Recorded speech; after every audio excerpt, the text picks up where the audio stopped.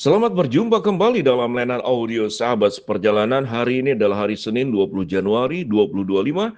Tema renungan saat teduh kita dengan judul yang pasti-pasti saja.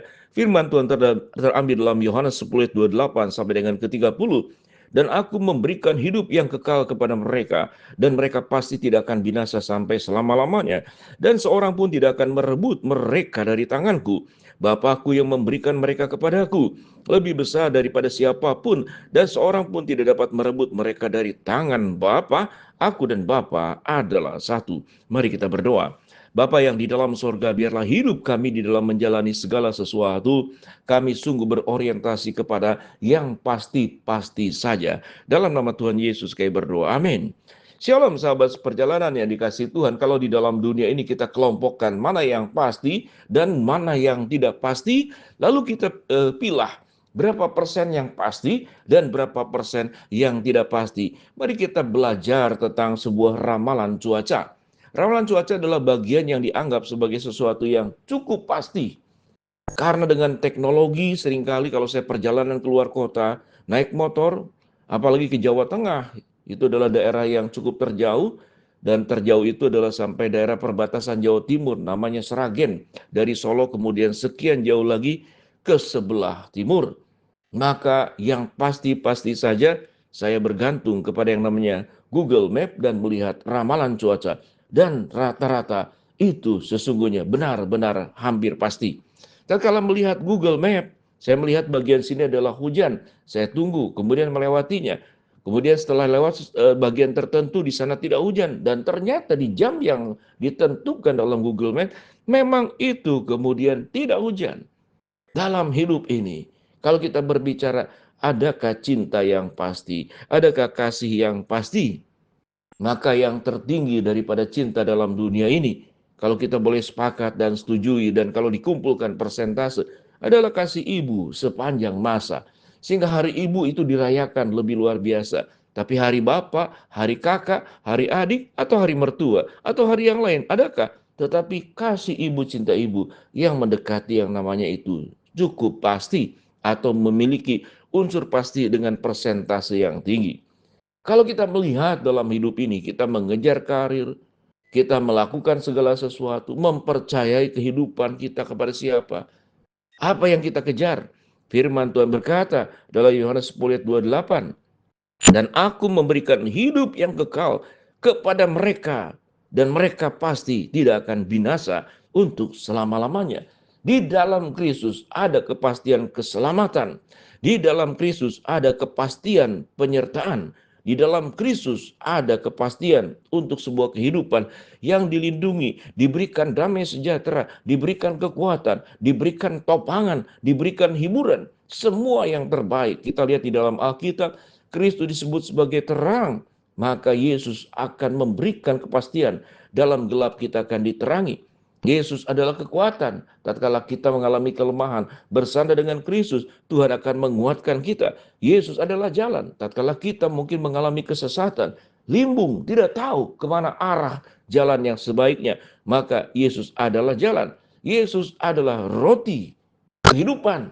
Maka pada saat kita punya kebutuhan-kebutuhan jasmani, bukankah Allah di dalam Kristus Yesus itu memberikan, katakanlah, makanan? Yesus adalah air kehidupan. Maka di dalam Kristus ada kepastian. Engkau tatkala minum air yang kuberikan kepadamu, engkau tidak pernah akan haus lagi, tetapi akan terus mengalir sampai kepada kehidupan yang kekal. Ada banyak catatan yang lainnya. Kristus disebut juga sebagai Alfa dan Omega. Artinya, Kristus ada dalam kekekalan. Kalau kita berbicara tentang persahabatan dengan manusia, sedekat-dekatnya dengan orang yang kita cintai, pada akhirnya kita akan meninggalkan atau kita ditinggalkan meninggal.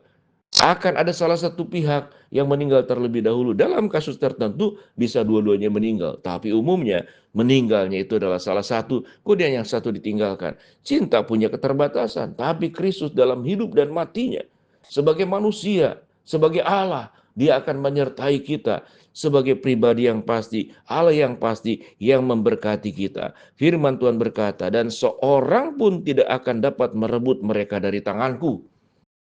Kalau bagian ini tentang merebut dari tanganku, artinya iblis tidak bisa menyentuh kita.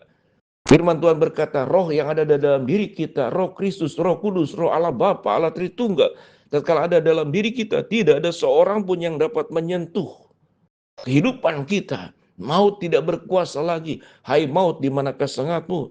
Hai maut, di manakah kemampuanmu untuk bisa menghancurkan? Tidak ada. Dalam Kristus memberikan jawaban segala sesuatu yang terbaik. Firman Tuhan berkata yang ke-29, Bapakku memberikan kepadaku lebih besar daripada siapapun dan seorang pun tidak dapat merebut mereka dari tangan Bapa. Di sini kita berbicara tentang Allah Tritunggal, ada Allah Bapa, ada Allah Anak. Dan ayat 30 dikatakan, aku dan Bapa adalah satu. Satu di dalam keesaan, satu di dalam kesatuan, satu di dalam esensi, dan kemudian satu di dalam sebuah keutuhan di dalam Allah Tritunggal, Allah Bapa, Anak, dan Roh Kudus. Kalau kita berbicara tentang Allah Bapa, Anak, dan Roh Kudus, memang kita tidak bisa membahasnya secara matematika, satu kemudian menjadi tiga.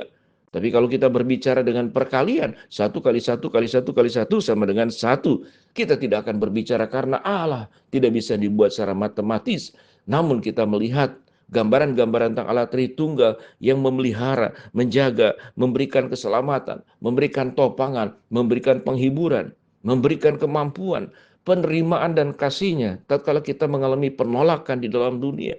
Kita mengalami katakanlah tindakan-tindakan yang buruk sehingga sebagian orang mengalami kepahitan hidup, dan tatkala dia tidak punya lagi sesuatu yang pasti dipegangnya, dia mengalami keputusasaan lalu mengakhiri hidupnya. Ada kemudian seorang montir mengakhiri hidupnya dengan sengaja meminum oli bekas diminum. Ada seorang dokter dalam kefrustasiannya dia menyuntikkan dirinya sendiri dengan cairan yang mematikan.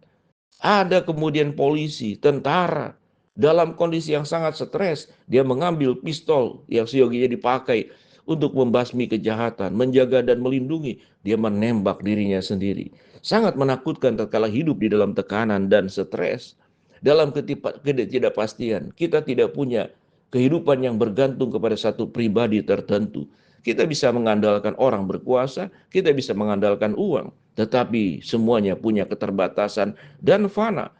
Tetapi tatkala kita mengandalkan Kristus sebagai juru selamat dan Tuhan dalam hidup kita, Dia tidak hanya memberikan kehidupan kekal, tetapi Dia juga menjaga kehidupan kita, melindungi kita, melewati laut Teberau bagi Israel. Kita pun diberikan pimpinan pertolongan Tuhan, melewati badai masalah, sesuatu yang mustahil, yang tidak mungkin bagi manusia, tetapi di hadapan Allah semuanya serba mungkin. Lalu pertanyaannya untuk setiap kita masing-masing, adakah dalam kehidupan kita mengikuti yang sangat pasti, yaitu Kristus, atau kita berorientasi mengandalkan hidup, mempercayakan hidup kepada sesuatu yang tidak pasti, dan akhirnya kemudian berakhir dengan kebinasaan. Mari kita bersyukur untuk Allah dalam diri Kristus Yesus yang tidak hanya menyelamatkan sebagaimana uraian-uraian sebelumnya, tapi Allah dalam Kristus Yesus memberikan semua yang terbaik, terindah, yang sempurna, dan yang pasti. Mari kita berdoa. Bapa dalam surga, terima kasih buat kebenaran firman Allah yang kami pelajari hari ini. Kamu berdoa yang sakit Tuhan jamah sembuhkan, yang sedang menghadapi masalah Tuhan bukakan jalan, yang sedang berdoa mengharapkan sesuatu Tuhan kabulkan dengan cara dan waktunya Tuhan. Dalam nama Tuhan Yesus kami berdoa. Amin.